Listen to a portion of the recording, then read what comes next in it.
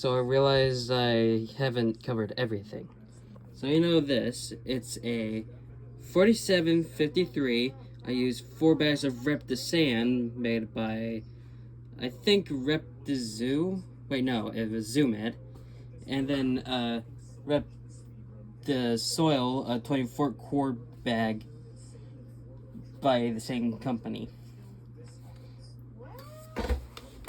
This is an orange cube made by Flukers, I think. It's a very good, Flukers. It's very good for crickets, but it's not just for crickets. I give them to my dubia roaches. I call them dubsteps because their name is very close. I call these superworms, soups, sometimes, because their name is close to soup, and mealworms are small soups. Now, this is black soldierfly larvae. It's a flat tin with dirt. The reason is because they dig in that dirt and thrive in it. I also use these calcium loaders. This is cricket calcium, but it can be used for other stuff too.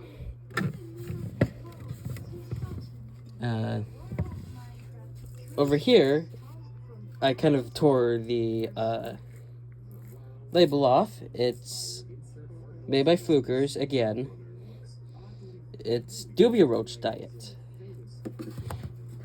Now, one thing I haven't mentioned is these tongs. This is for dusted food. The rubber may be kind of broken, but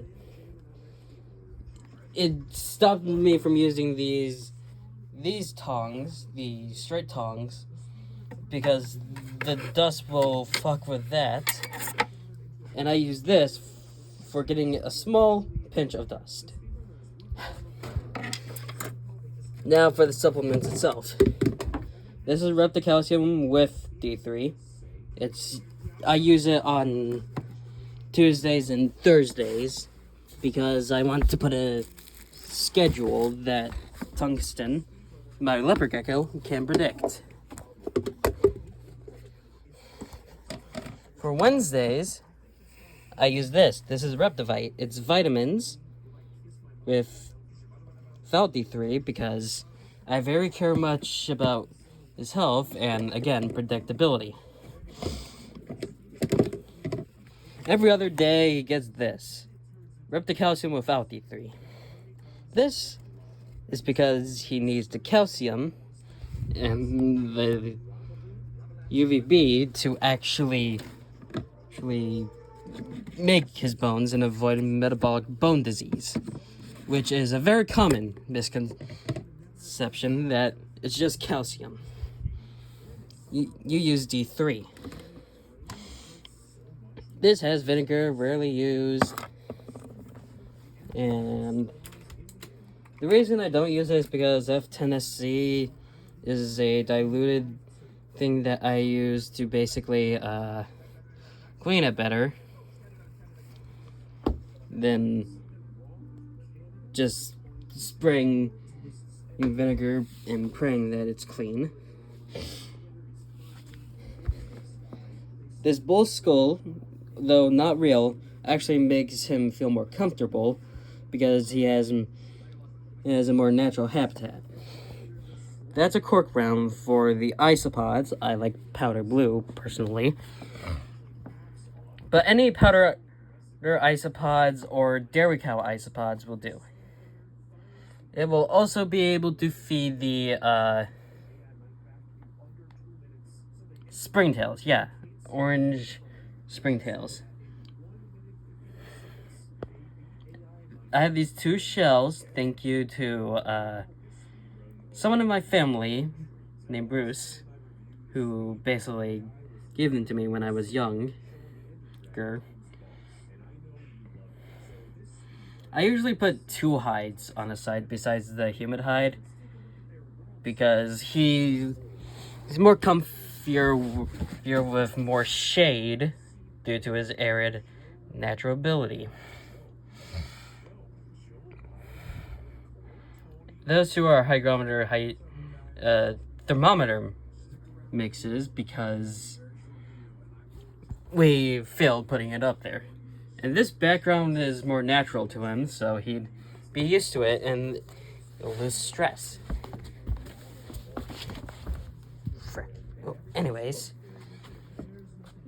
this is his tilt. We bring this out so then he could go in there during his monthly cleaning. And these are extra backgrounds. We keep them up here until we actually need to change the background, which is most of the times never. Hold on.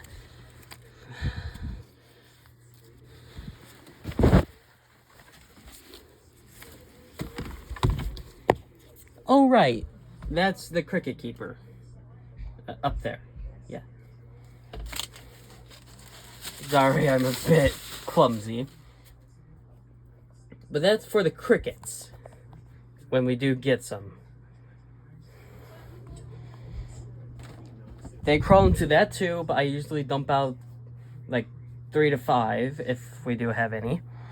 And let them chase them and eat them. The human hide itself is another question people may have. That is for shedding.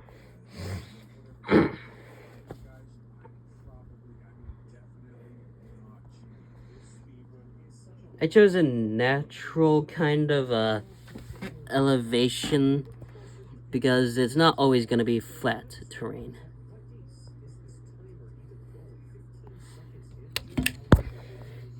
Alright, there's charcoal in there because the springtails live in those. And they eat calcium out of the shell and the megalodon tooth. And the cork bark.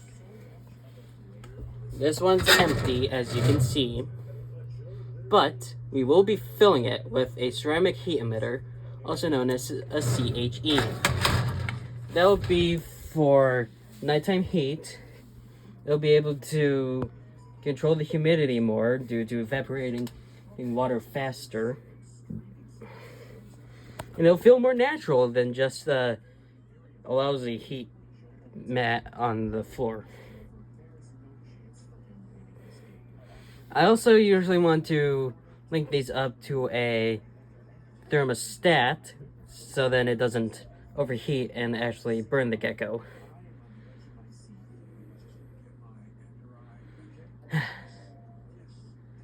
Anyways, I'm sorry I kind of stepped on Winfrey. It was a mistake. And